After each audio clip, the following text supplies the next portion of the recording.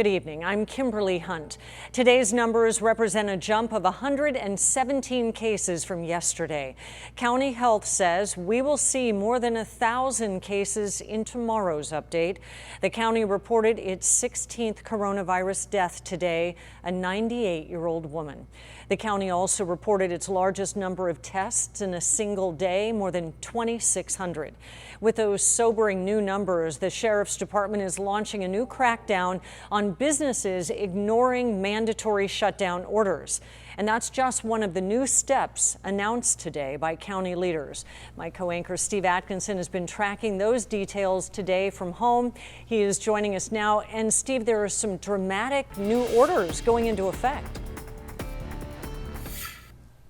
Kim, as you mentioned, there were a lot of steps that took place today, but we start with that crackdown. As you mentioned, San Diego County Sheriff Bill Gore was on hand today at this press conference. He says that 98% of San Diegans are doing the right thing, taking this crisis seriously. They are going after the others who aren't. That especially means non-essential businesses that should be closed but are staying open. The governor didn't put out an executive recommendation. Dr. Wooten didn't put out a public health recommendation to be followed when it's convenient. These are orders, and we're reaching a critical time in our county's public health history right now. And I think the days of trying to get voluntary compliance are really over. So the message is going to go out to all of public safety here in the county that we will start issuing citations for violation of the public order. And the fines, they can be up to $1,000. And he wants you to take part in this as well and helping out with this. You can do that by calling the 211 line. And another big change that's taking place today are the issues of masks for people in the public. Let's talk about this. Starting at midnight on Friday, all workers at essential businesses that regularly interact with the public, they must now have their employees wear some sort of mask. That includes people who work at grocery stores, gas stations, and pharmacies. We're not talking about the N95 masks that our medical workers need. They ask you to leave those for those people who are in the hospitals.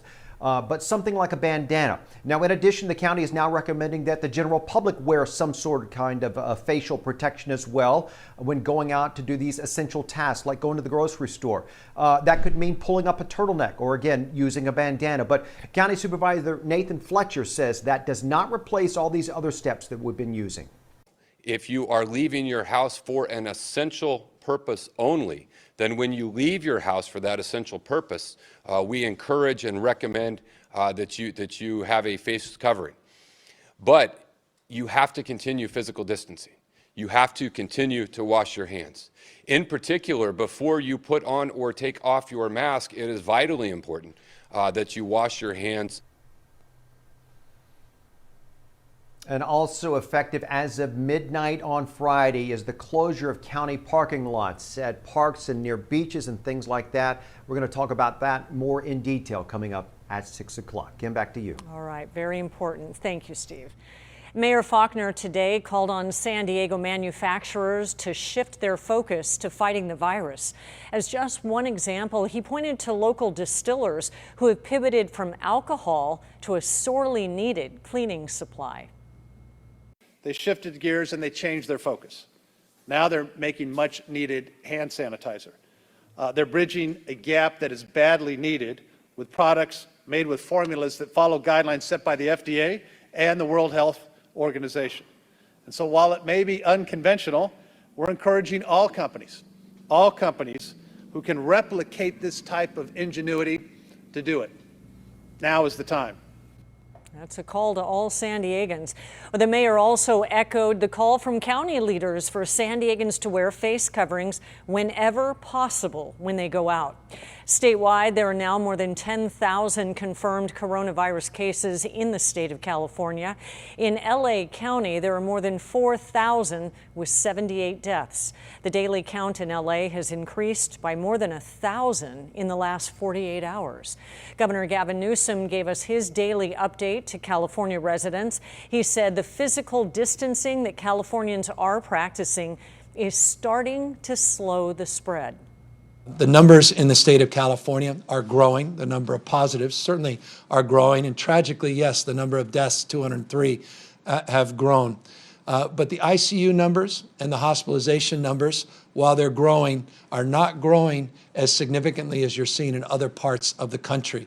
We're not out of the woods by any stretch of the imagination. And we showed folks what we mean by that when we showed you our modeling yesterday. The reality is that we are buying time. For every individual that's in the ICU, my heart goes out to them. It's 816 individuals are currently in the ICU, represented a 5.4% increase from yesterday. 1,922 people are in our hospital system with COVID-19 that are positively identified. Those are big numbers, but well within our modeling and well within our capacity to serve and meet this moment. The state has distributed 35.9 million N95 masks so far. The Democratic National Convention has been pushed back to the week of August 17th because of the coronavirus. It had been scheduled for Milwaukee in mid-July. Representatives for Joe Biden and Bernie Sanders' campaign were consulted on this decision. Biden currently holds a significant lead in the nomination fight. The number of coronavirus cases around the world has now passed the 1 million mark.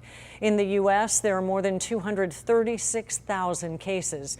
And this afternoon, President Trump said the U.S. continues to test Americans at a record rate. We're now conducting well over 100,000 coronavirus tests per day. It's over 100,000 tests a day. And these are accurate tests, and they're moving rapidly, which is more than any other country in the world, both in terms of the raw number and also on a per capita basis. The president went on to say that he has once again tested negative for coronavirus. This was the second test he has taken in recent weeks. The coronavirus pandemic continues to spark massive layoffs and furloughs across the U.S. And as ABC's Trevor Ault shows us, jobless claims spiked to a new record last week. A stunning surge in weekly unemployment claims. With millions of American workers already out of a job, today's record weekly unemployment claims of 6.6 million from the Labor Department highlights the scale of the pain Americans are feeling. The numbers doubling last week's previous record of 3.3 million job losses. The financial fallout more bleak than expected by some experts. The death toll and the infection rate are both rising rapidly in the United States. So we're at a troubled time. It's not like we're winning the war now. After President Trump signed into law that sweeping $2 trillion stimulus package to help struggling business owners and laid-off workers, actually receiving those benefits is proving to be another battle. This is probably going to be about my 30th time calling today. Unemployment phone lines and websites are crashing around the country, overloaded by the volume since the outbreak. Welcome to the New York State Department of Labor. New York, one of the hardest hit states, has seen telephone calls to the Department of Labor increase 16,000%, and web traffic is up nearly 900%. Back in the nation's capital, House Speaker Nancy Pelosi announcing the creation of a coronavirus crisis committee to oversee stimulus spending. The panel will root out waste, fraud, and abuse. Unforeseen consequences of COVID-19 being felt far and wide. In Wisconsin, dairy farmers forced to dump surpluses of milk. All this pride, all this time, and we're just dumping it down the drain. Health and financial forecasts leading to a higher demand for wills. Experts telling ABC News will requests, even by those who are not senior citizens, is up 150% and could balloon to over 200% this week. But a new lifeline for small businesses about to be launched. Treasury Secretary Steve Mnuchin says a paycheck protection program for small business owners should be up and running by Friday, aimed at saving jobs. You use this to pay your workers. Please bring your workers back to work. If you've let them go, you have 8 weeks plus overhead.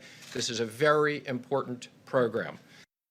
And just to put these unemployment numbers in perspective, a few short months ago, before the COVID-19 outbreak, the unemployment rate in the U.S. was 3.5%, a 50-year low. Andrew Dimber, ABC News, Washington. The stock market rallied today along with oil after President Trump announced Russia and Saudi Arabia may cut production.